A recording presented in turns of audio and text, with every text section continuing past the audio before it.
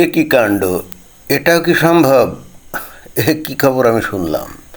রাম মন্দিরের 200 কোটি, অর্থাৎ 200 কোটি টাকা গায়েব। চুরি হয়ে গেছে কি সোনা রূপার ইটও। আচ্ছা, তদন্তে নেমে কোনো ক্লু পেল এসআইটি? আরে তদন্তের গোষ্ঠী গেলাই। আসল কথা হচ্ছে রাম মন্দিরের যে তহবিল, তহবিল মানে কি, ওখানে ক্যাশ টাকা থাকতো বাক্সের মধ্যে, ওই যে মানুষজন দান টান করে যেত, সেটাই বাক্সের মধ্যে ছিল, তাই না? তো এটা টোটাল 20 কোটি হবে, কে জানি, কম বেশি হতে পারে, কিন্তু সেটা এখন গায়েব। এছাড়া এই রাম মন্দিরে কি ছিল, সোনার আর রূপার ইটও ছিল, এগুলো চুরি হয়ে গেছে। কি ভয়ঙ্কর কথা! এখন এই ভারতের এই যে রাম ভক্ত, যারা নাকি সারাক্ষণ জয় শ্রীরাম বলে বলে চিল্লানি দেয়, চিৎকার দেয়, স্লোগান দেয়, তারা এখন কি বলবে?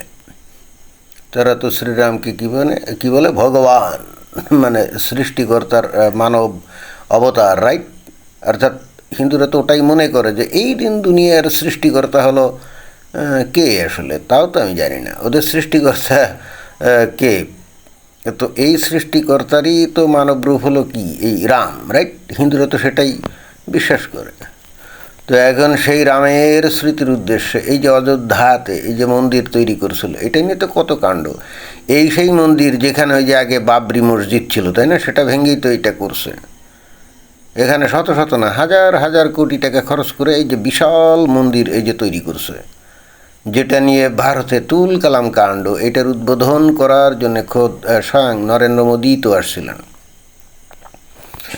তো ভালো কথা, এখানে যারা অতঃপর পূজারী পুরোহিত হিসাবে যারা কাজ টাজ করতো, যারা নিয়োজিত ছিল, নিশ্চয়ই তারা ভালো লোক ছিল, এই জন্যই তো তারা এখানে অ্যাপয়েন্টেড হয়েছিল, তাই না? কিন্তু তারা কী কামটা করছে?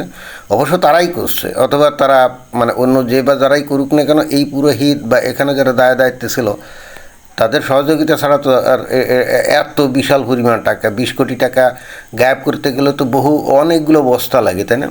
অনেকগুলো বস্তার মধ্যে ভরে তারপর মাথায় করে তো নিতে হয়। তো আর এমন না যে পকেটের মধ্যে ঢুকায় নিয়ে চলে গেলাম। তারপরে সোনা আর রূপার ইট, সেগুলো তো নিতে গেলে মানে বস্তার মধ্যেই করে তো নিতে হবে, তাই না? সুতরাং এর সাথে যে দুই একজন লোক না, একেবারে অনেকগুলো লোক জড়িত, তাতে কিন্তু কোনো সন্দেহ নাই।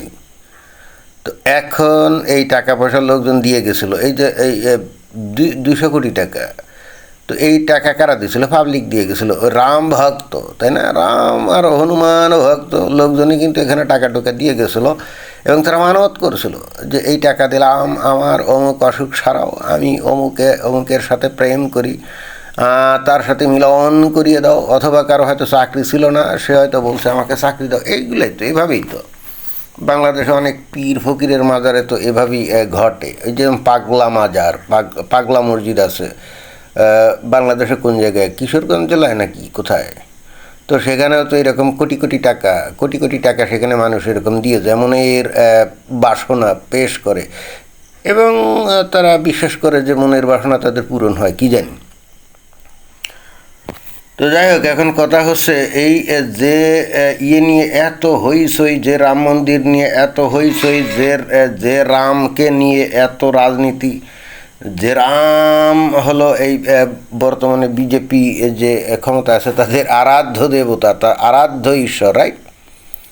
তো সেই আরাধ্য ঈশ্বরকে তারা ওই রাম মন্দিরের মধ্যে প্রতিষ্ঠা করছিল। এখন ওখানে ওই যারাই ওখানে ওই রামের সেবায় নিয়োজিত ছিল, আরাধনায় নিয়োজিত ছিল, তারাই এই টাকা পয়সা সোনার ইট টিট সব লুটপাট করে নিয়ে চলে গেছে।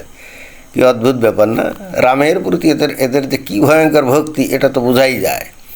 বা রামকে নিয়ে যারা রাজনীতি করছে, বা জয় শ্রীরাম বলে যারা স্লোগান দিচ্ছে, সাধারণ পাবলিক কিন্তু তাদের ভক্তির মধ্যে কিন্তু কোনো কমতি নাই। বাট যারা একটু শেয়ানা, তারা তো জানে এইসব রাম টাম বলে আদৌ কেউ কোনো দিন ছিল না। এগুলো হলো কিস্সা কাহিনী, রামায়ণের কাহিনী, কিস্সা কাহিনী।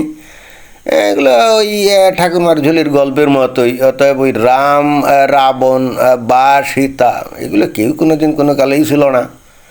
আবার তার সবচাইতে বড় ভক্ত নাকি হনুমান। আরে ভাই, কি অদ্ভুত ব্যাপার! হনুমান আবার ভক্ত হয় কেমনে? এই হনুমান, তার মা বোধহয় একজন মানুষ ছিল, কি নাম জানি ভুলে গেছি। এটাও তো একটা বিস্ময়কর ব্যাপার না? মানুষের মতো মানে মানুষের পেট থেকে মানে না মানবী আর কি, নারীর পেট থেকে কি হনুমান সৃষ্টি হয় নাকি? এটা তো ভাই বিজ্ঞান বিরোধী। এখানে ডিএনএর ব্যাপার স্যাপার আছে না। এখানে একজন নর এবং নারী তারা যদি মিলিত হয়, তাদের যে ডিএনএর যে মানে যেমন ক্রোমোজোম, ওই যে শুক্রাণুতে থাকে কয়টা? 23টা। ডিম্বাণুতে থাকে 23টা। দুইটা মিলে কত? ওই যেটা ভ্রূণ তৈরি হয় সেটা কত? 46টা হয় না, ক্রোমোজোম হয় না? তো এটাই তো একজন মানুষের শরীরে থাকে। তো হনুমানের শরীরে তো 46টা ক্রোমোজোম নাই। তাহলে মানবীর মিলনে তো ভাই বান্দর বা হনুমান তৈরি হয় না তো। বাট তারপরেও কিন্তু ওই যে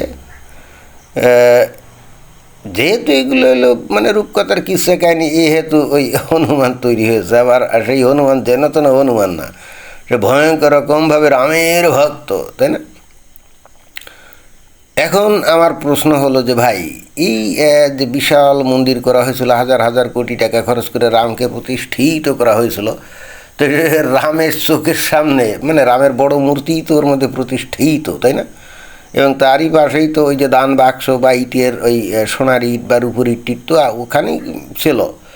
তো খোদ রামের সামনে দিয়ে তারই পুরোহিত, তারই সেবায় তারা এই টাকা, তারপরে সোনার ইট, রূপোর ইট এগুলো নিয়ে গেল দিব্যি। রাম বসে বসে কি তাকা দেখলো নাকি? অবশ্য না দেখে তো উপায় নেই, কারণ রাম তো একটা মূর্তি ছাড়া আর কিছুই না। রাম তো আড়াই তো কোনো ঈশ্বরও না, আর ঈশ্বরের কোনো অবতারও না। এগুলো হলো হিন্দুদের মানে গাল গল্প আর কি, বিশ্বাস। কিন্তু রাম তো কিছুই করতে পারলো না। হায় হায় রে, আমি ওই পুরোহিত যদি হইতাম ওখানে, আজকে ধনী হয়ে যেতাম না। পুরোহিত বা সেবায়ত হতে পারলে হায় হায় হায়, ওখান থেকে একখান সোনারি নিয়ে যেতে পারলেও তো আর 14 পুরুষ বসে বসে খাওয়া যেত, তাই না? টাকা পয়সা সরানো যেত, মাল খাওয়া যেত আর কি, আর কিছু না হোক। তো যাই হোক, এখন ভারতের এই রাম ভক্তরা কি বলবে? যে রামকে নিয়ে তারা রাজনীতি করে, যে হিন্দুত্ববাদী রাজনৈতিক দল গঠন করে তারা গোটা ভারতে এখন হিন্দুত্ববাদী সরকার প্রতিষ্ঠিত করেছে, যাদের আরাধ্য দেবতা হলো রাম, সেই রাম এখন তাদের কিভাবে রক্ষা করবে এটাই তো আমি বুঝলাম না। যে রাম নিজের ঘরে বসে তার চোখের সামনে কোটি কোটি শত শত কোটি কোটি টাকা সোনার ইট, এগুলো কিছুই রক্ষা করতে পারলো না। তো সেই রাম ভারতকে কিভাবে রক্ষা করবে, ভারতবাসীকে কিভাবে রক্ষা করবে? ভাই, এই চিন্তায় আমার কিন্তু ঘুম হারাম হয়ে গেল, ঘুম হারাম হয়ে গেল।